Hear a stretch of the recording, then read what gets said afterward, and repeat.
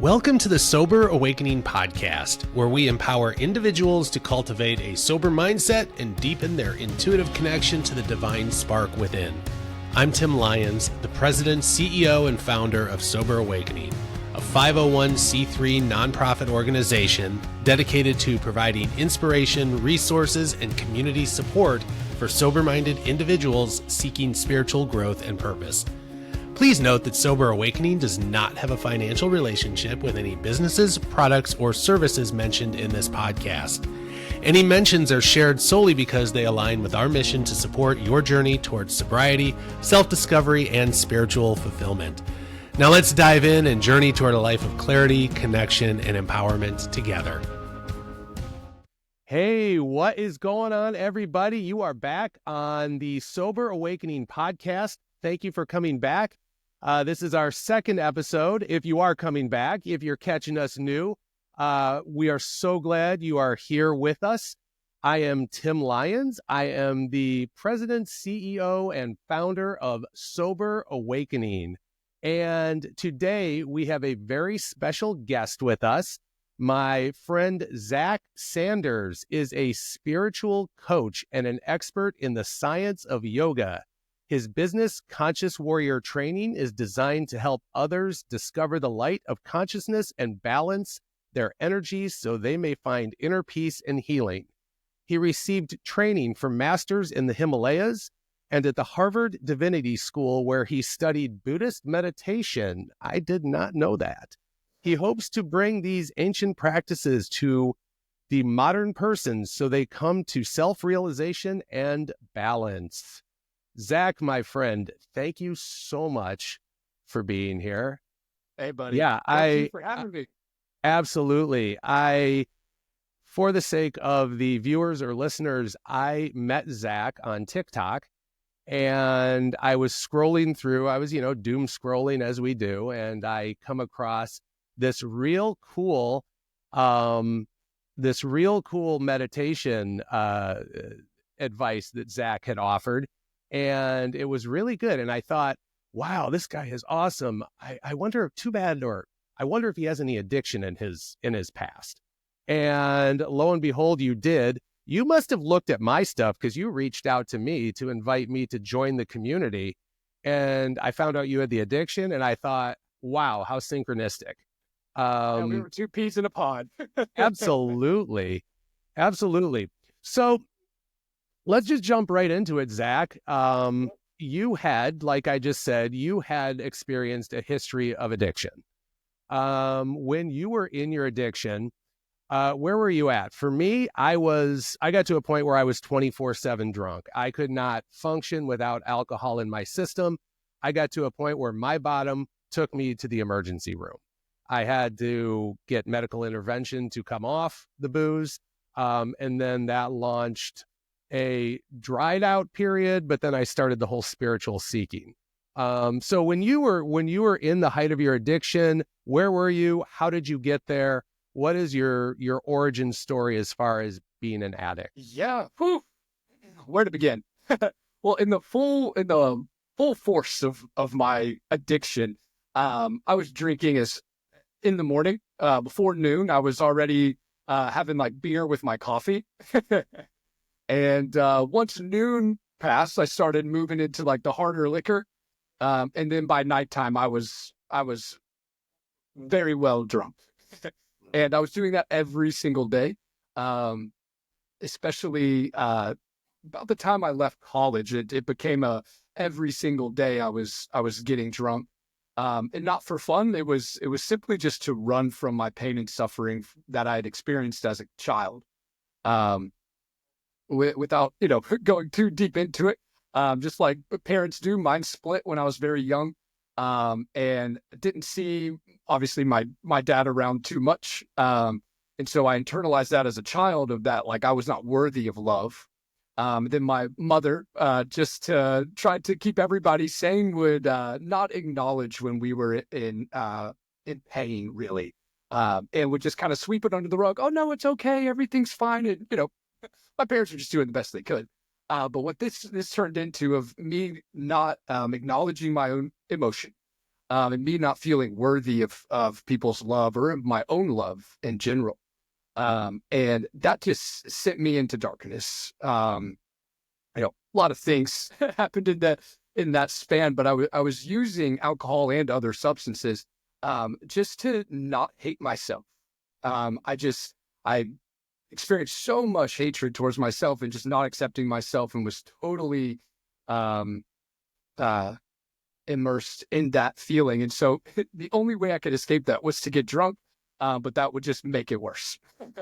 Yeah. So what was your drug of choice? Was it primarily alcohol or? Yes. I'm honestly, I would take anything at all. I kind of shied away from the stuff that was known to kill you. I did lose quite a bit of friends to things like heroin and prescription medication and stuff like that. So I always kind of was like, I don't necessarily want to die tonight, maybe tomorrow, but not today.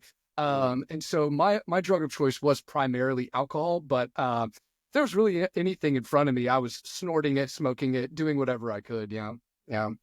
So you mentioned that when you were in the throes of your addiction, you would have beer with coffee and everything like that. What was the earliest you ever drank? In my case, it was 2, 3 a.m. because I shut it off. I'd pass out on the couch, and then when that alcohol would leave my system, I'd wake up with crazy anxiety, uncontrollable anxiety. And the only thing I knew to do, even though I knew it was horrible and it was killing me, only thing I knew to do in that moment was have another drink just to try to get back to sleep.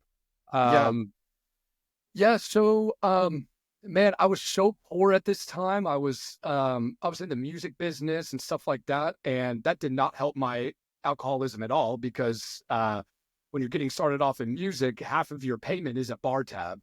So almost every day I was, being paid with alcohol. So that wasn't helpful. But I was not making a lot of money. And so, in the mornings like that, I'd wake up and immediately smoke cannabis. I could not be sober. And my wife now, at the time she was my girlfriend, and she was like, how long has it been since you actually had like a sober moment?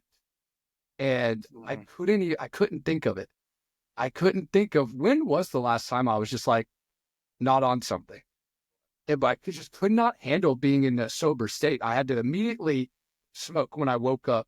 Um, so, um, so the earliest I would ever drink, it would be probably 30 minutes to an hour after I woke up, but I'd already gotten high for sure. Okay. Yeah. Yeah. It's our behaviors when we're in addiction, it's all the same. We are using these substances to try to run from ourselves, to just give ourselves that little bit of temporary reprieve from the hell that we're living. So you're a rock and roll guy. You're a music guy. You look like a rock and roll guy, actually. Yeah, covered in tattoos. Yeah. Right. Yeah. So what was it that brought you to your bottom in addiction? And when did you finally crash out? What brought you there, and what made you decide that it's time to get this in check? Yeah. This is definitely a painful topic for me, but spent a lot of years dealing with this, so definitely can be open about it. So what initially started my tailspin, if you will, I had lost another friend to an overdose. A very close friend of mine, went to high school with me, went to college with me, and he ended up overdosing on heroin. And then 2 days later, my dad attempted suicide. He's also struggling with alcoholism, and addicted to other drugs, and had just come to his rock bottom, essentially, and attempted suicide. And so this all happened in the span of like 2 days, 2 or 3 days. And at this time, I hated my father so much, just from the past. And like my sister called me and was like, "Hey, Dad tried to kill himself, and he's in the hospital on life support. You should probably come down here right now." And I go, No, I hope he does. I'm good. If he doesn't want to be here, I don't want him here. And what is he ever, he's not really even a dad to me anyway. So be like nothing changed anyway. And luckily my wife was like, you will regret this for the rest of your life if you don't go down to the hospital.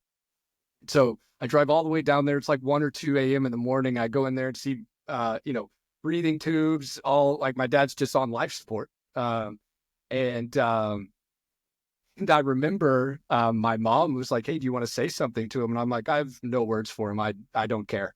That just shows you how hardened my heart had become and how much darkness I was in. Yeah, because if you know you now, that surprises me to hear. Yeah. I'm surprised hearing that, because the Yes. Zach that I've gotten to know recently is not that No. way at all. No, it just shows you how deep in darkness I was, because Yeah. that is not at all. It's just, it blows me away that I'm even saying that. And so, yeah, so, anyway, he did not die. You know, my dad. And that is a blessing, in and of itself, that he pulled out of that. And he went to rehab for the 15th, 20th time. He would always go to Europe when I was a kid, but that was rehab. And we didn't know that. Anyway, so this time around in rehab, they took a different approach and said, we have to bring your family here to do healing. We have to heal your family or you're not going to heal. And so they brought us all out to Arizona to do this family therapy for a week with him. And then I started hearing his stories and what brought him to alcoholism, what brought him to drug addiction and all of his pain and suffering.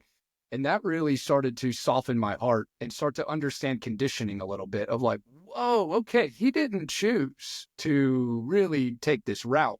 He was suffering and in so much darkness. This is what happened. And he wasn't really intending this. So that is kind of like what kind of started the what's going on here.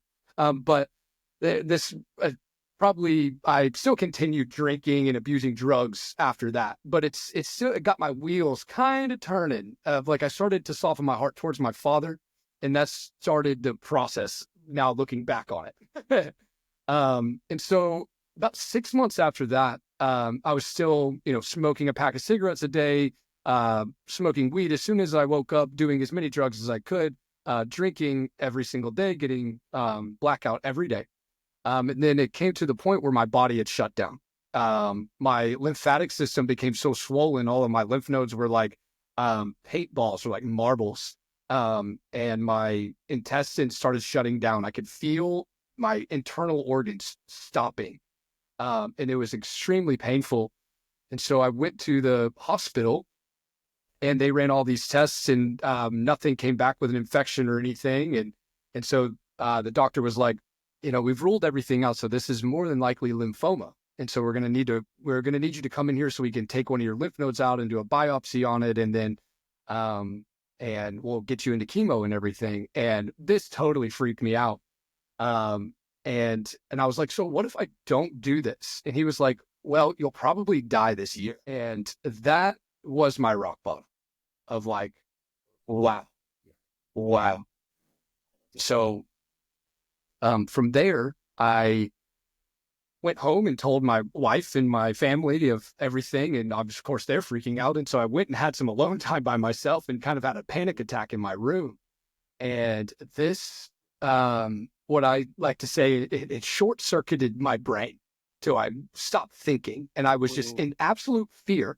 And that brought me to this silence. And in that silence, in that stillness, I had this knowing that I'd brought myself there because I didn't love myself. And that if I just started to find some inner peace and started to love myself, that I would totally heal. And now I know that that's, the voice of the divine or the voice of your intuition. But anyway, that was the first time I had heard that voice. And so the next day I canceled my biopsy. I told my family, I'm not going to go and do that. I'm going to start to find inner peace and start to love myself again. And I know that I'll heal. Of course, my mother was very, very upset with me. My wife almost left me. And everyone thought I was crazy. Had you had any spiritual training to this point? Because it's not normal that somebody would just intuitively say, oh, wait, I'm just going to go a spiritual, holistic route, and I'm not going to go through the medical process. Yeah. I can see it if people had been studying, holistic methods of healing and spiritual philosophies for a while, but you had nothing to this point. You were just like, no, I'm not doing the No, medicine thing. nope. I had some experience like with hearing about like the flower of life, kind of like energy and stuff, how everything's energy, but it nothing really like clicked for me. Sure. So yeah, no, I had no spiritual training whatsoever. I had never even meditated before. Okay. Yeah, nothing. Yeah. So you had kind of that like white light moment of clarity Yes. there that some people in addiction talk about. Others, it's a gradual process. You just kind of had it, boom, Boom. this is what I'm going to do. Yeah. And did you go, was that it then after that point for the drugs and alcohol? Yeah. And so what I did was I was like, well, I don't know how to find inner peace. I don't know how to love myself. Right. But I was like, those Buddhist people seem pretty peaceful. And so I went and bought a book by the Dalai Lama. I was like, Yes. I don't know where to go, but I know I've heard of the Dalai Lama before. So I read a book called Becoming Enlightened. Okay. And that taught me about consciousness and how we're all conditioned from our past suffering, from the things that we've gone through, our traumas and the stories that we are told as children from our parents and culture and everything. And that conditions us to see the world in a certain way. And then we operate through that conditioning. And so through that, then I realized like, holy cow, I am simply conditioned by my past and I'm running from my pain and I'm not wanting to deal with it. That's why I'm turning to the substances. I actually am not addicted to it. I'm afraid of feeling my pain. I'm afraid of healing. And so once I started seeing that, then I started to forgive myself for all the things that I had done, as we do when we're drunk. That that just added a mountain onto my self-loathing, was all the stuff that I did when I was drunk, the shame and the guilt of all of that. Um, and so that started to lift a little bit of weight off of me, realizing like, oh, whoa, I wasn't actually consciously doing this stuff. I am Right. conditioned. And so that started to open my heart, to forgiving myself. And then I could start to forgive, um, my parents and, a stepfather who, did some pretty terrible things. And so I just realized everybody was conditioned. And so that started to Yeah. soften my heart. Yeah. Yeah. You know what? And by the way, I see Lord Siddhartha behind you there. Yes. Yes, the Buddha. For those who Yes. don't know, the Buddha's actual name was Siddhartha Gautama. Did I pronounce that correctly? Gautama. Yeah. Gautama. Okay, Yeah. thank you. Yeah. All right, I was on the right. I You're was on the very right close. path Yeah. there. Very close. But it's kind of funny you mentioned that you realized that there was so much programming that was built up there. I am a big fan of a text called A Course in Miracles. And I don't know if you've ever heard of it. I've heard of it. I've not gone Okay. through it. It was a channeled work that came about, I believe, in the 1970s. And they don't claim there's an author, but most course students and the channel herself, I believe, say it is Jesus. And it's a very, very, it is like spiritual Shakespeare because it really gets kind of heavy, but it is really a text and a workbook that takes you through 365 days of meditation exercises, but it is all to undo the programming. And you realize that everything that we are in, this quote unquote matrix, is what it is to us only based on the programming that we receive. And once we can start to cut through the programming, we see the divine essence behind the form that we assign meaning to. And then when we see that, we start to forgive the programming because the programming is all an quote unquote illusion. That is the illusion that we've created when it's really not what we make things out to be. And then forgiveness becomes easy. That leads to enlightenment and therefore spiritual ascension. Yes. But I digress a little bit there. It sounds like it sounds like you have experienced something similar on your path, on your early path. Absolutely. So you went and you found a book by the Dalai Lama, Yeah. is what you said. And then I know you had said that you jumped down a bunch of spiritual rabbit holes. I think you've alluded to that on some of your lives on TikTok.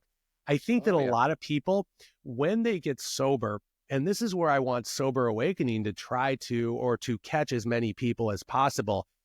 I don't see Sober Awakening as necessarily for people who are needing to get off the street, to go to rehab. Sober Awakening is for those people who are dried out. They are physically sober, but they're spiritually seeking. In my case, I went back to Catholic Church. I was looking for things. It just wasn't doing it for me. So I started doing all this. I was very, very interested in stories of near-death experiences. I drive around all day, every day for my job. So I was listening to a lot of audiobooks, everything from, different mainstream mediums to Dolores Cannon, anything I could get my hands on. So I was going down all these rabbit holes, and I still do to some extent, although I find that the further I go on the journey of consciousness, it all comes to one singular point that I am finding lately. But so where were you? Where did you jump into the whole spiritual mix? Yeah. So after the book by the Dalai Lama, then I was like sold. I was like, oh, absolutely. I can recognize this consciousness in me and other beings. And this is all within that 1 week. And then within that week, so after I finished that book in just a couple of days, I just like inhaled it. I shaved my head. I stopped eating meat. I stopped drinking alcohol, and I stopped abusing drugs. That was in a week. Right. And like you were saying, it's just like, I just became aware of my programming. I became aware of my conditioning and why I was doing what I was doing. And through that awareness, I had forgiveness for myself and others. And then the programming just started to shift. And so I just started to sit with things, not fully.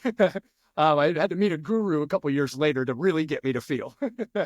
So after that book, then I was like, I don't know where to go. So that's when I enrolled in the Harvard Divinity School to learn about Buddhist meditation. And so that took me about 3 months to get through. And still then I was still like a baby on this path. And so I wasn't fully aware of what was going on. And so then my wife was like, well, since you're getting into meditation, why don't you get into yoga? And I'm like, stretching?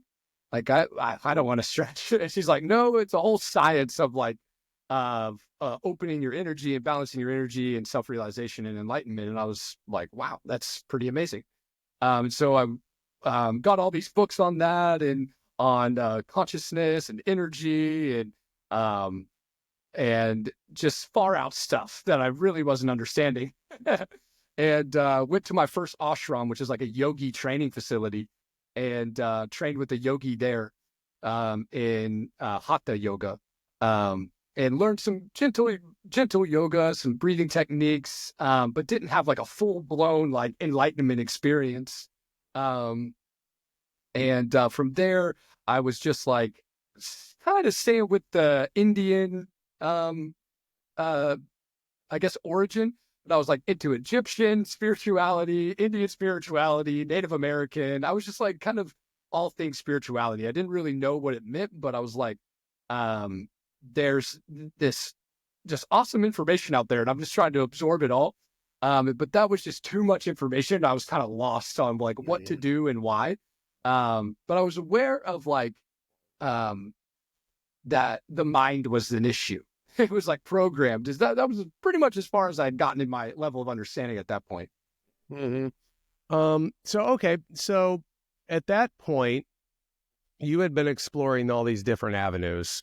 What finally got you to decide you were going to go to the Himalayas and how did you meet your guru? How did that all come about? Because that's where I feel like with you, the rubber really hit the road.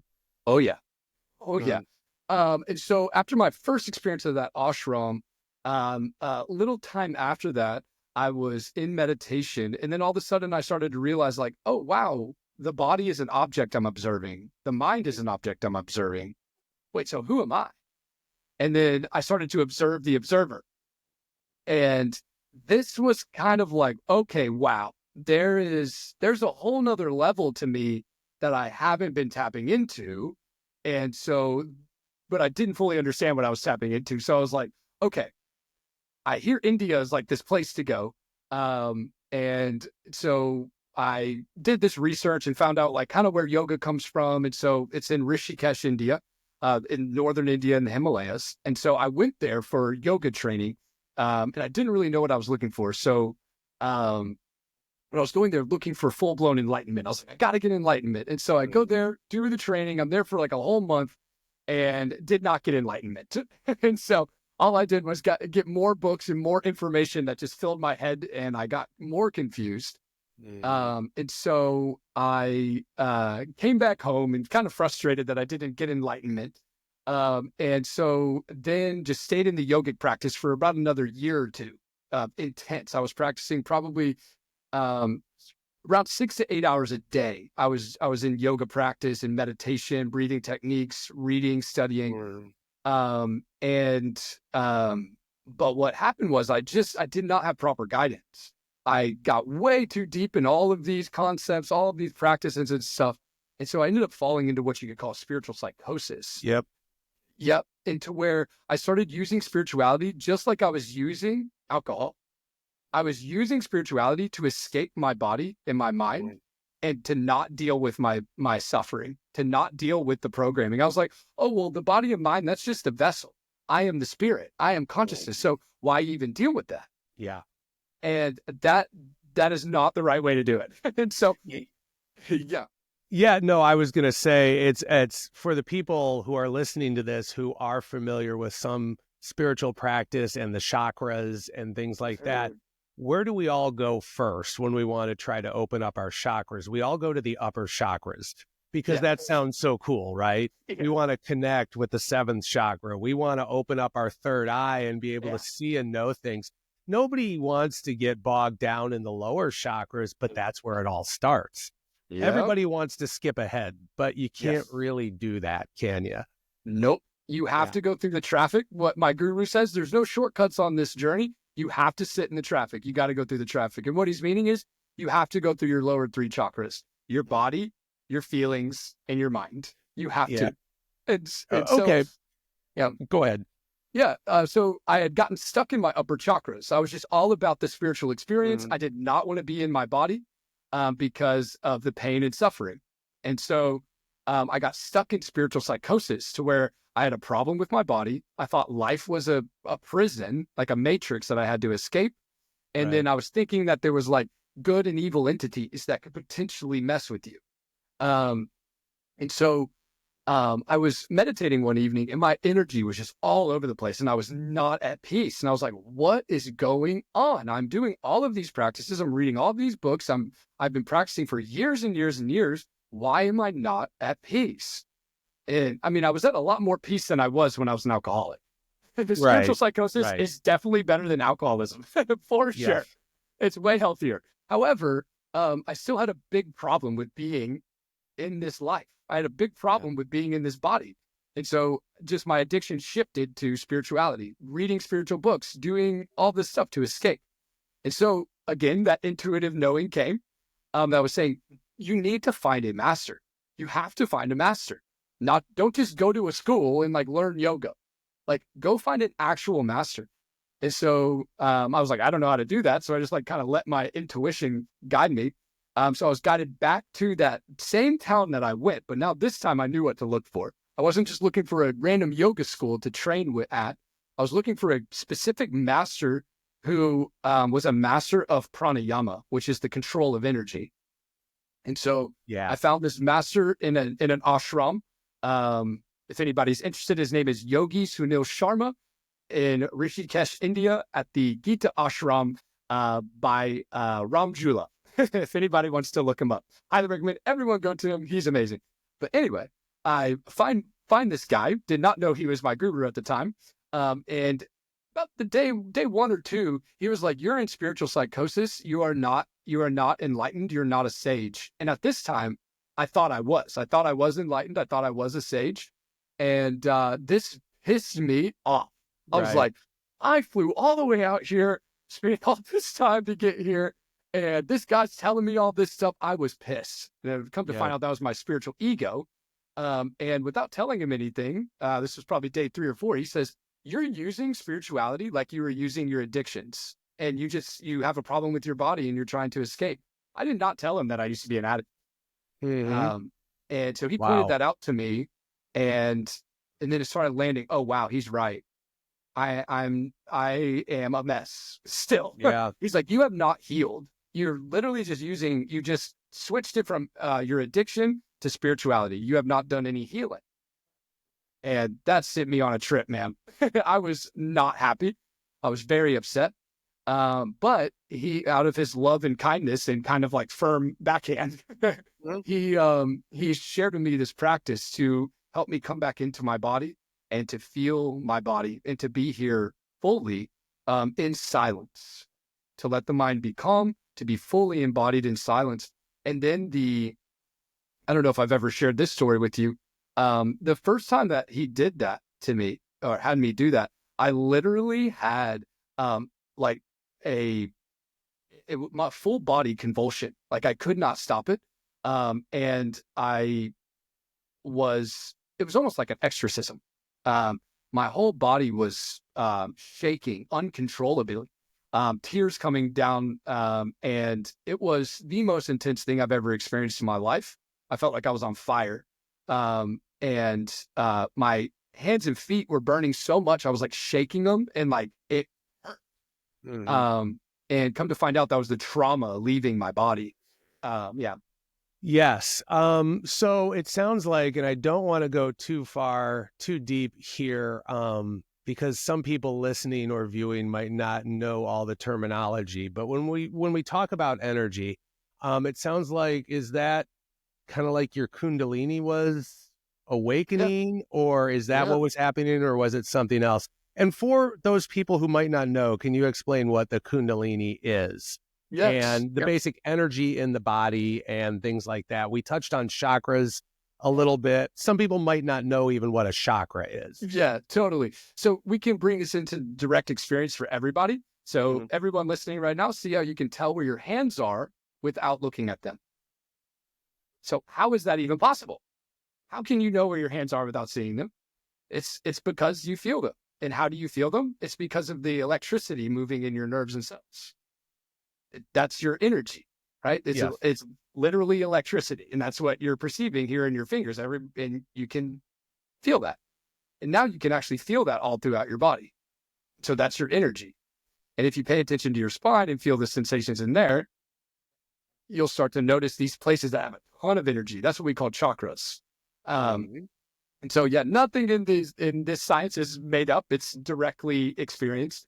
And so what Kundalini is when that energy gets blocked. Kundalini means coiled serpent, which just means like a serpent that's like ready to strike. It has all that potential energy ready to go, but it's not released. And so our energy gets blocked because of the way that we're living, the way that we think, the way we eat, the way we sit. Everything determines our energy.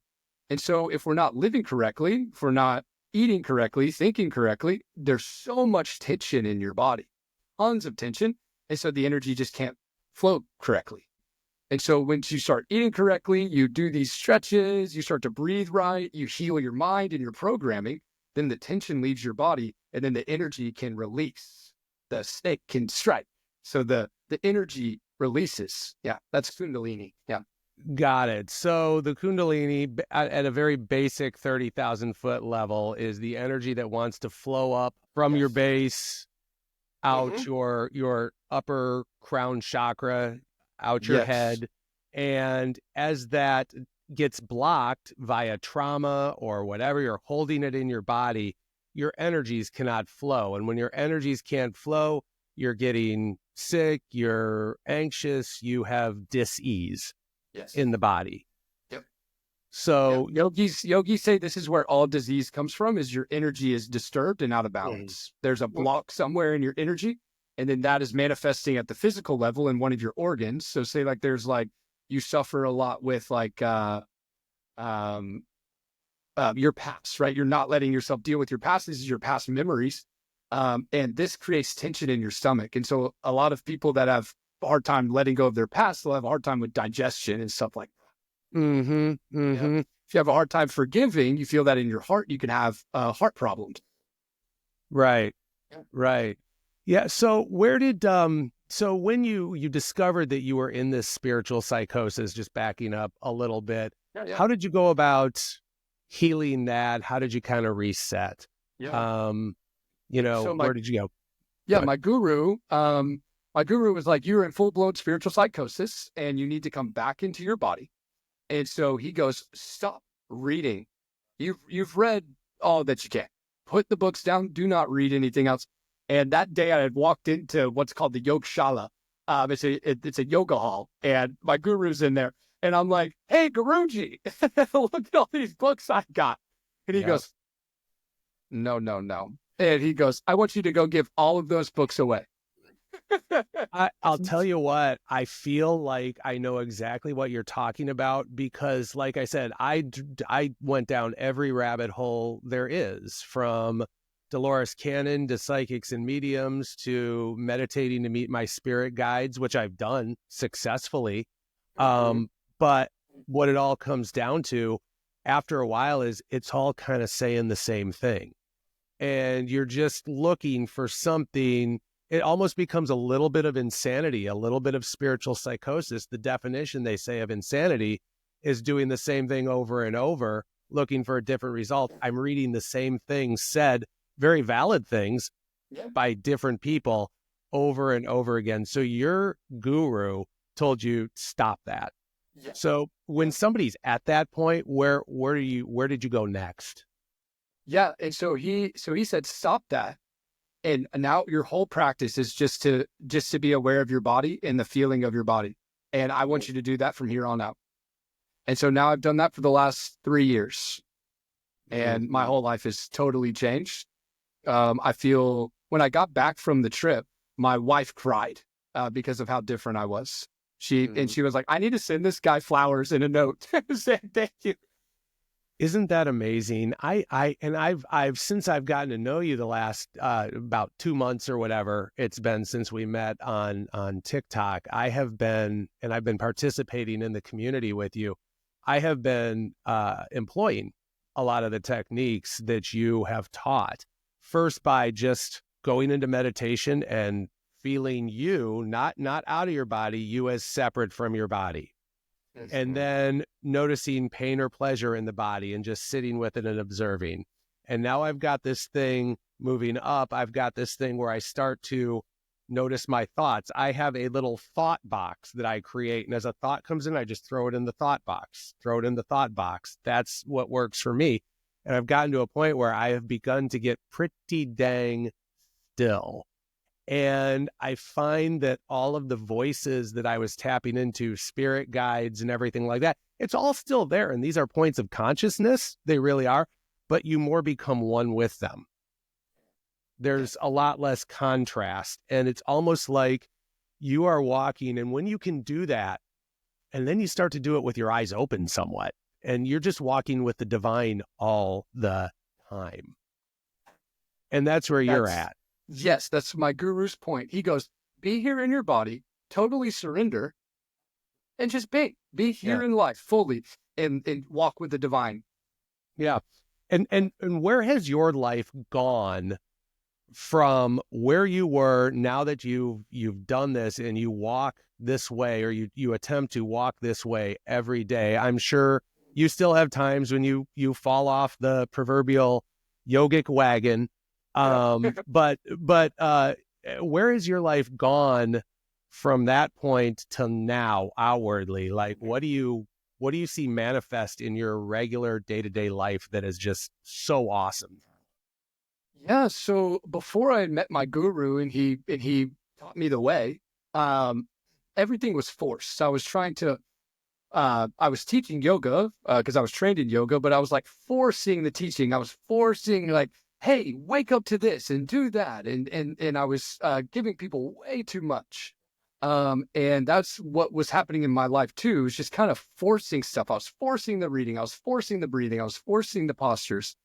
And then after I met my guru, um, now I'm just fully embodied. And now the people that I work with, I just, like you were saying, I bring them to their body and then have them just feel without reacting. And then everything happens naturally, right? Things just start to awaken and the divine takes over. So now I would say my life is night and day. When before it was me trying to control everything with my ego, and now it's me just surrendered to the inner silence of consciousness and letting that lead me. And so now I don't plan classes, I don't plan anything, and the divine has led me into starting these communities to where now I'm teaching people what my guru taught me. Right, I'm Yeah, not teaching anything of my own. right. And now, like I literally had someone call me today and say, I found you when I was at the darkest place of my life. And if I didn't find you, I would be dead right now. You saved my life. I just Yeah. received that a couple hours ago. And Wow. so that's what's happened with my life. And of Yeah. course, I don't take credit for that. Right. But that's the power of this practice. And so now I'm being used as a vessel, as an instrument, and I never understood that. My guru says if you empty out and you just be here in your body fully, and you will become an instrument, and the divine will play through you. Yeah, you mentioned something real interesting. You were trying to force things, Yeah. and you're trying to force things emotionally or spiritually. But I find too, the more that I let go and just let the divine work through me, your outward material needs and your life, you have everything you desire and more Yeah. in a lot of cases. Now we all desire different things, but you get whatever you need and more. It's really amazing. I think for a lot of people who are in early recovery from addiction, they've still got, they're dried out, they feel better, but now a couple months go by and they still got their bills, they still have their job, they still have their broken relationships, and they don't know what to do. They're going down all these spiritual rabbit holes trying to find the answer, but yet they're trying to escape at the same time.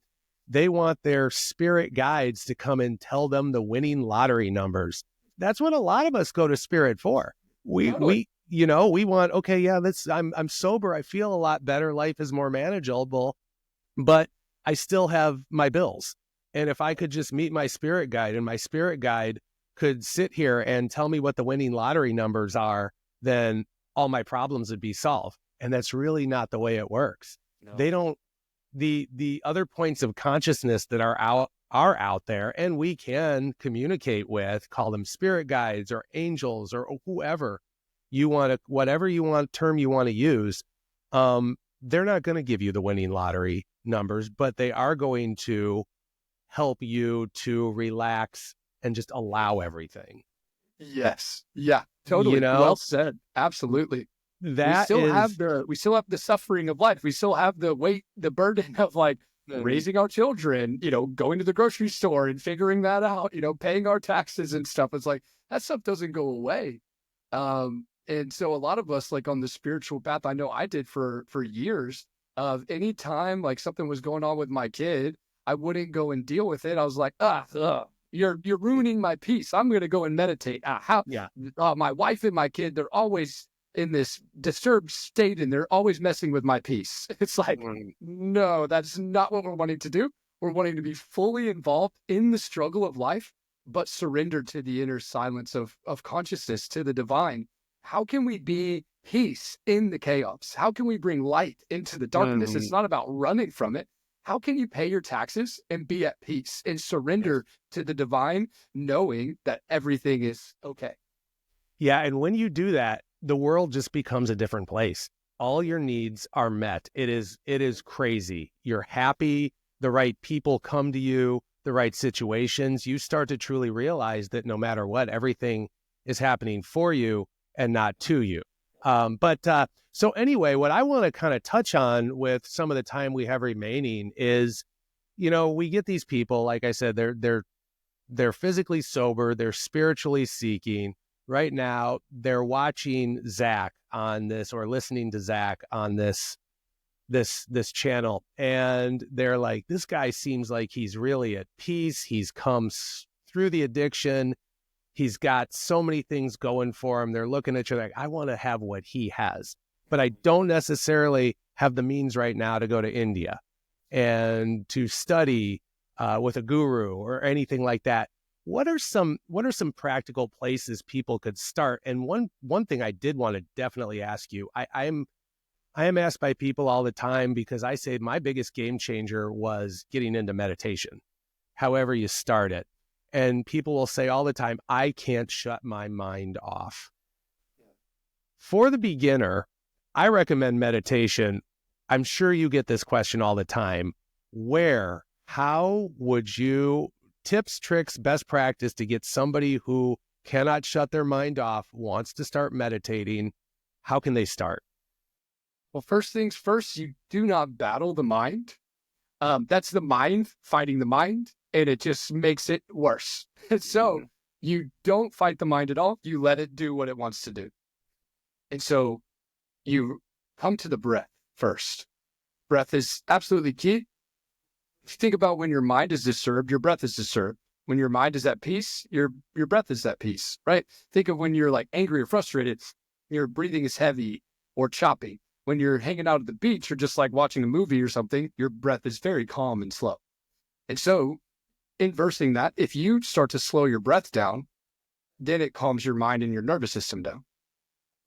And so an easy example is just to breathe in for 3 and breathe out for 6. You're just slowing the exhale down. What this will do is it'll bring you back to your body. The reason why we can't meditate is we're lost in our thoughts. And so first things first, come back to your body, come back to your breathing. And then what we want to realize is that the mind, the thought, is an object, just like a sound is, or just like any object is. That your thoughts are just like that. They're just objects.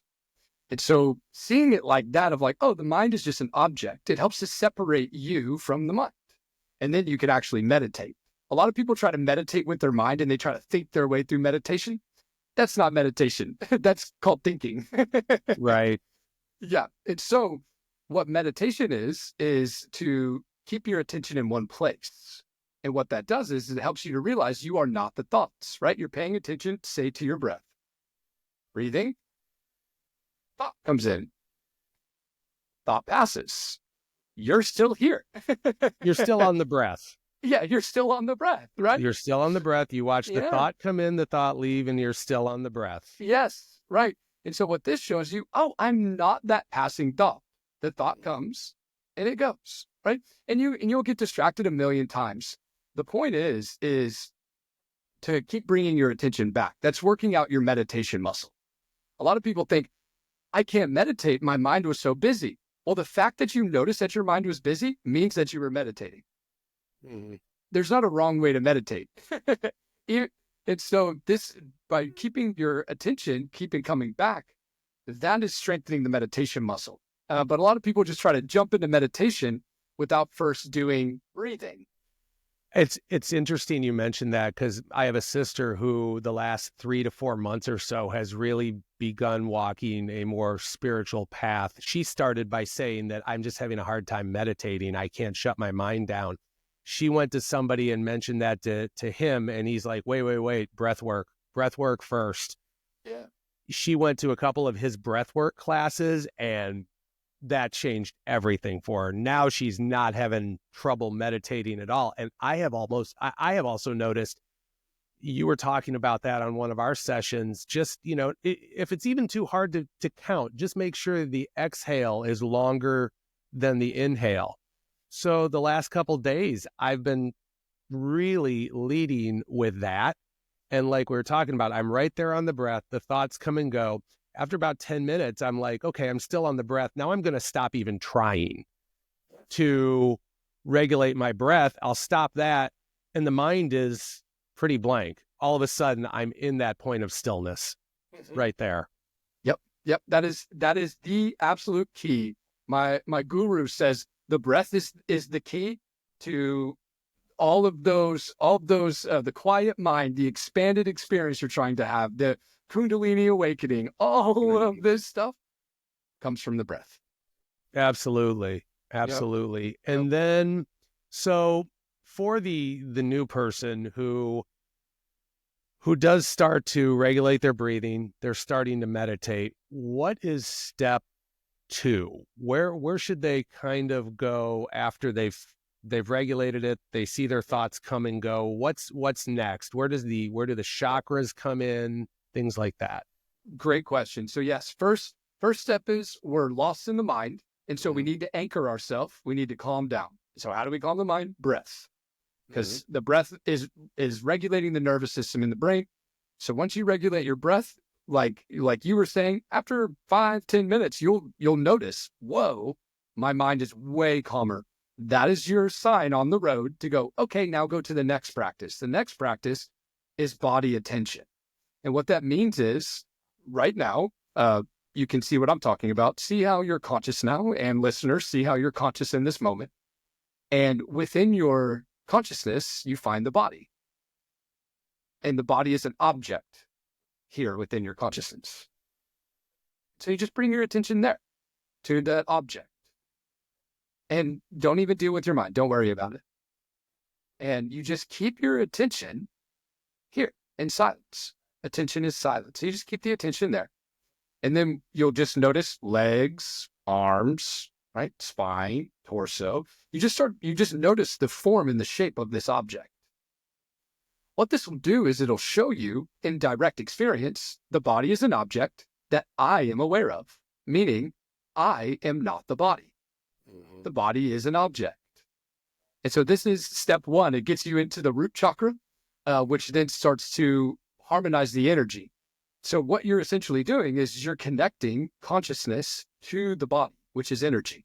And so then that balances out the energy, right? Because you've been breathing, your mind is calm, and now your attention is stabilized on the body. And so what's happening, like we were talking about, the energy is blocked because of tension. Now you've relaxed, you're stable. And so what happens is the body starts to feel like it has a lot more energy, right? That Kundalini starts to get released just through this simple practice of body attention. You mentioned that takes you into the root chakra.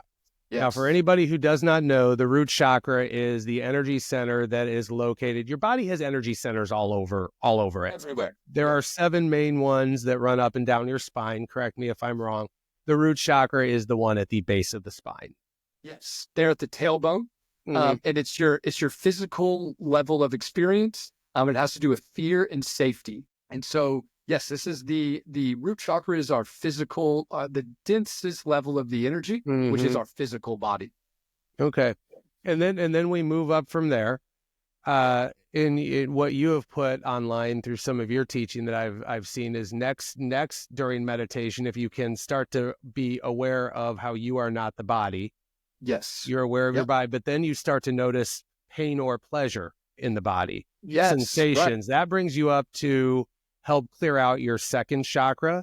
Yes. And the example I know I've used with you is when I'm meditating, something starts to itch.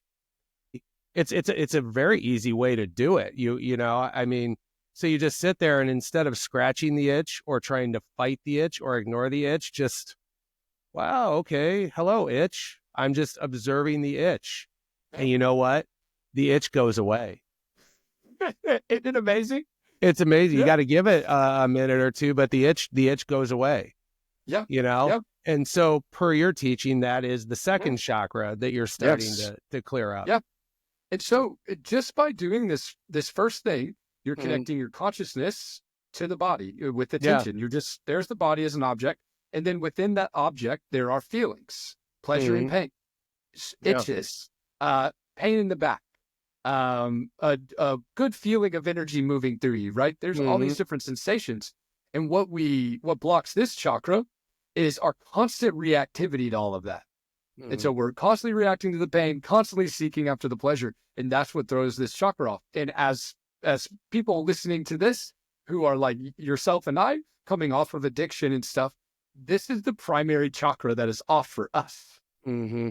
Because we constantly run away from our pain. We do not want to feel it. And we constantly seek the pleasure. This is the addiction. Mm-hmm. Yep. And so this will be extremely healing, learning how to just sit with what's going on in your body and just observe it. Yeah. Without reaction. Yeah. And then you take it to the next level, which is the third chakra. The solar plexus chakra there. Yes, this is the voice in our head that's saying, oh, I cannot feel this pain. Right? Yeah. There's this narrative, these beliefs that are going on inside of us. And that's our third chakra. This is our stories and stuff that we've picked up from our parents, from our religions, from our cultures and everything. And so this would look like, especially with addicts, like my story was, I'm not lovable. Like people cannot love me. I'm not worthy of love or attention. And that's just a story. And where did I get that story from? It's from my parents splitting and my dad not being at home. And I internalized that as I am not worthy of his attention and love. Obviously, that's not true. If you met my dad, he's a very loving person. But I internalized that as a child. And so I carried that story with me, right? I am not worthy of love and attention. And so I had to drink in order to not feel that and to break out of that shell. So I would be like, hey, look at me, pay attention to me. And so that narrative led me into more and more alcohol, more and more things to try to fix that feeling. And so, yeah, that's the level. This is considered the most challenging chakra. Like you were saying in the Course on Miracles, this is all about reprogramming. That's this chakra. The Buddha, Siddhartha Gautama, said, you don't even know you're on the spiritual path until you get to the third chakra. Okay. Yeah. The third is one that I find the most challenging, as you were saying, because, at any rate, what I did, though, is I alluded to earlier, what I've been doing lately is I have like this little thought box that just sits right over here in meditation. As a thought comes, I put it in the box. Yep. And so I guess in an overall nutshell, for the beginning meditator, if you can let's just stick to the lower three chakras that we just discussed, because that's where a lot of people are stuck at before we get into the heart, the throat, the third eye, the crown. If you can stick with your breath, first of all, to quiet down, you can start to notice yourself as separate from your body. You're not your body. Then you can start to sit with pain or pleasure, just observe the sensations in your body, and then take your thoughts and let them come in and go out, or put them in the thought box or whatever. You're going to be shining a lot of light on those lower three chakras and helping a lot of that clear up. 100%. That will balance all those lower three chakras. Yeah. And what you do with the thoughts, at first you don't deal with the thoughts. You let them pass. You just work on being here with your body. Okay, the body's an object. I am not the body. It's my vessel. If you don't first come to that, you won't heal, because you'll be identified with your body and you'll be terrified of the feelings in your body. You won't feel them. But if you see, oh, the body is an object, it's not me, and then it's okay. You can let yourself feel it. Once you have let yourself feel, now what we want to do is the thoughts come in, take the thought. Why am I thinking that? Where did this thought come from? And then you'll see, oh, I have this belief of I'm not worthy. Where did I get that belief? And you'll be like, well, I don't know, right? The mind is just like, wants to say, I don't know. It doesn't want to dig into it because it's painful. But when you keep asking, where did I get this? You'll see where you got it. When's the first time I felt unworthy of love? And you'll go all the way back to your childhood or wherever you picked that up. It could even be like an ex-wife or something like that told you, oh, you're a piece of crap. And you carry this with you. When's the first time I felt that?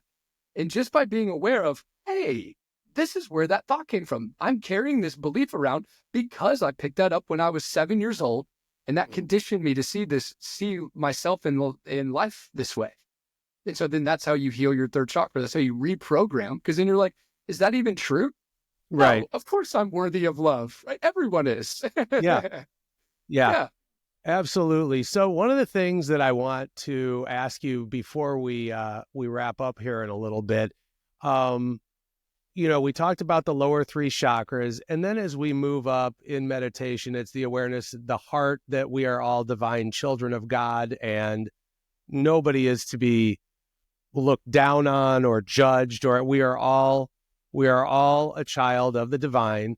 The throat chakra is the realization that we are all one. And I could talk forever about the law of one and how you are me and I am you and all that stuff. And then up to the third eye, which is our spiritual awareness that goes beyond the five senses, and then crown chakra. And when that gets opened up, we really tap into all that is the divine cosmos, universe, universal intelligence, which I know sounds really tempting to a lot of people, which is why a lot of people want to start up here. So I know what to do while they ignore the lower part.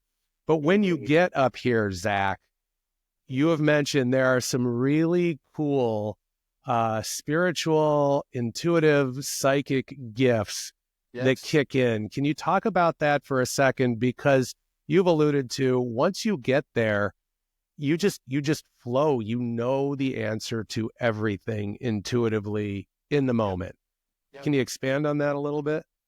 Yeah, well, Jesus, you mentioned the Course in Miracles, and I'm a Jesus follower as well. Oh, yeah. Not necessarily in the religion, but Jesus is amazing. He says, think not what ye shall say, for it shall be given to you in the hour. So it's not that we know the answer, it's that the divine intelligence gives you the answer when you need it. Yes. Yeah. Yes. And Jesus is saying that exactly. He's saying, don't think about it. It'll be given to you. It'll be given to you. Like, stop planning. Yes. I am of the opinion, and we can't prove it because we're not here with Yeshua, or, we're not here with Jesus, but I am of the opinion, the more I study it, that Jesus may have been a yogi.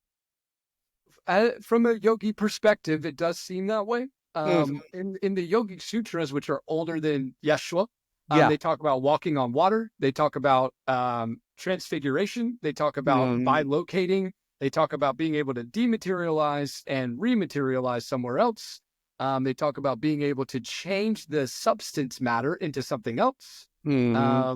Yes. Talk about being able to manifest food or any object that you so wish. So all of the things that Jesus was doing are mentioned in the Yoga Sutras that are older than Jesus. Yeah. Yes. And it's interesting when you read the Bible, I have become a big fan of, I hate to say deconstructing the Bible, but just looking at it very analytically. Yes. And the nuances in it. One of the ones that people bring up to me all the time is John 14:6. I'm the way, the truth, and the life. None come to the Father except through me. Well, if you go back to the Aramaic, then when you look at the translations and transliterations, it could be through me or it could be through this. And there's no way that we can prove either or. It's just the popular way that we've understood it, but it could be the I am presence is the way, the truth, and the life. None come to the Father except by this. Yes. His example, do as I did. Not necessarily look at me as God-man and bend knee to me. Walk as I do, and then you will come to the Father. But we could talk about this forever. But so anyway, you mentioned when you get up there and you have the energy flowing, you've unblocked the chakras, as Jesus said, don't think about it. It'll just be given to you. Yep. And I think that if people can get to that place in their life, I have just started to scratch the surface of trusting in that. Then in our recovery, it makes life so much more manageable, and our fear just leaves us. And that's when you just start to notice so much cool stuff around you.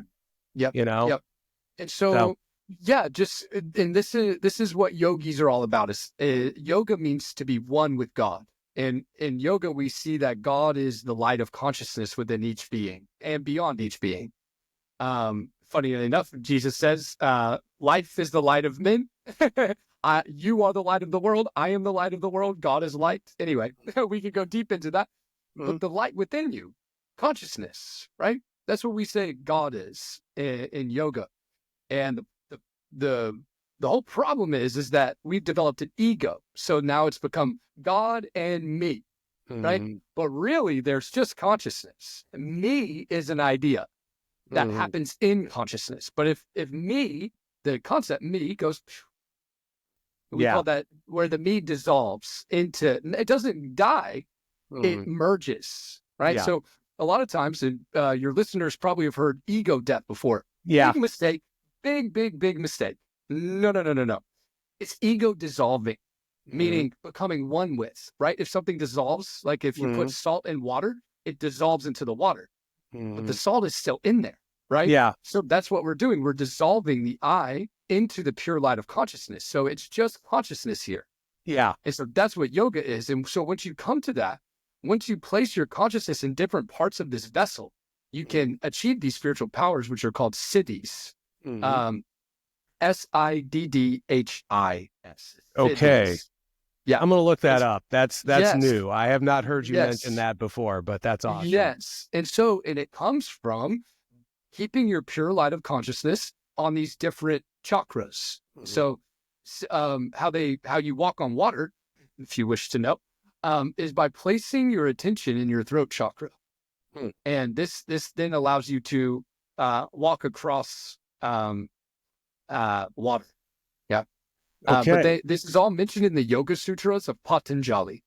And for instance, if you place your attention here in the heart, you can know all the contents of the mind. If you place your attention down in your sacral chakra, you can tap into all of your past lives. Okay. Yeah. That's So there's lots of different spiritual powers you can develop, but they can only be developed through surrender, right? Seek first the kingdom of heaven, and all will be added unto you. Yeah. And so this is what yogis say as well. Turn towards the light of consciousness within you. Let yourself totally dissolve in that, and all of the powers will be given to you. Well, that's awesome. That is just amazing. So that is out there for the people who are seeking it. And the best part of this stuff, it's all free. It really is. It's free. You know, this is the divine, and these are gifts that are available to all of us if we're willing to work on developing them. So brings me kind of to closing here, Zach. Tell us a little bit about what you're doing in the world, how you are helping people discover this, what you're bringing, where can people find out more about Zach and what he does, and take it away. Yeah, for sure.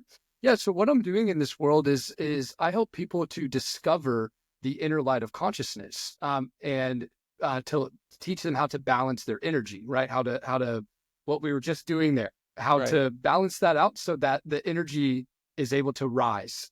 And I'm doing this just to help people find inner peace and healing, and not just for them, but for their family and their children and their communities. And so what I do is I work one-on-one with people, and I take them through this. I train them in this, and that could take them a month. It could take them 6 months, a year.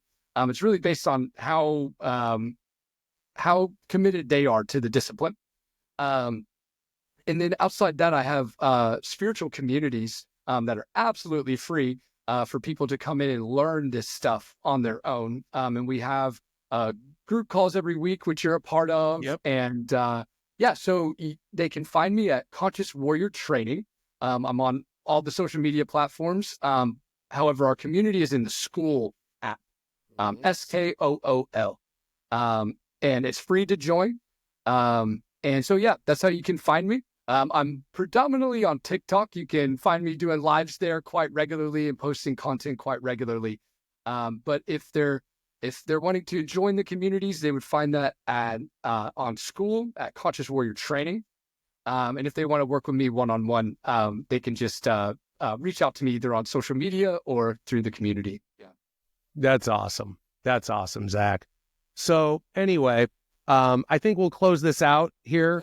now. We've just kind of went a little bit past an hour, so I kind of try to keep things to about that. Man, I cannot tell you how much I appreciate you being here, everything you've brought to me in the short time my life and my practices in the short time I've known you.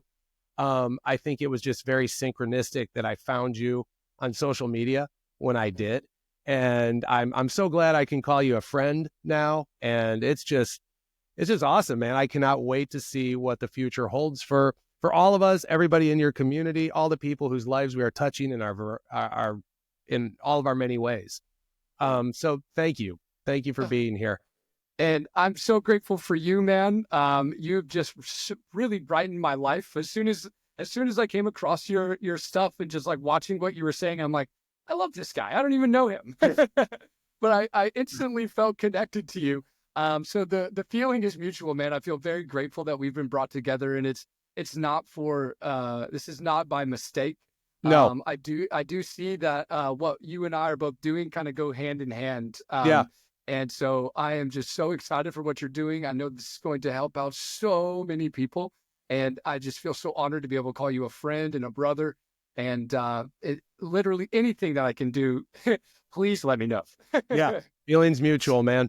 For right now, though, in closing, can you take us out with the yogi prayer like you do? Sure. Yeah, for sure. I think that'd be awesome for the viewers/listeners to experience that. For sure.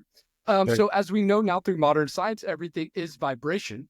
So by making vibrations in your body, it changes the energy, changes the vibration. So I'll say it yogi prayer. It's very old. It's called asatoma. I'll say it in Sanskrit, then I'll say it in English. So what we want to do is we want to do the prayer mudra. Mudra means seal. So you're putting your hands together and then you put them against your heart. This is where your individual consciousness is, your individual spirit. And we connect that. We send a prayer up to the all-pervading consciousness. So, as we always do, just coming to your body, notice your body here in the chair. Noticing where it is. And just feel your body here. Come back home. Asatoma sadgamaya tamasoma jyotirgamaya mrityoma amritam gamaya. Om Shanti Shanti Shanti. Lead us from untruth into truth. Lead us from darkness into light. And lead us from death to eternal life. May all beings find peace. Let there be peace, let there be peace, let there be peace. Awesome. All right. Thank you, man. Thank you, Zach. All right. Thank you so much. That is it, my friend. Thanks Much for love having me, and brother. peace to you, brother. Much love to you too, man. All Thank right. you. See you. Thank you for joining us on this episode of the Sober Awakening podcast. We are so grateful and excited that you're part of this journey. As always, please remember any businesses, services, or individuals mentioned here are shared because they resonate with our mission. We receive no financial benefit from promoting them. It's all about guiding you toward what inspires and empowers your journey. If you've found value in this podcast, please consider supporting our mission with a tax-deductible donation at www.soberawakening.org. Every contribution helps us continue providing resources and inspiration for those seeking sobriety and spiritual fulfillment. Don't forget to subscribe, share this episode, and visit us at soberawakening.org for more resources and upcoming events. Let's continue this path together toward a life of sobriety and spiritual fulfillment. We love you so much. Until next time, stay sober-minded and intuitively guided.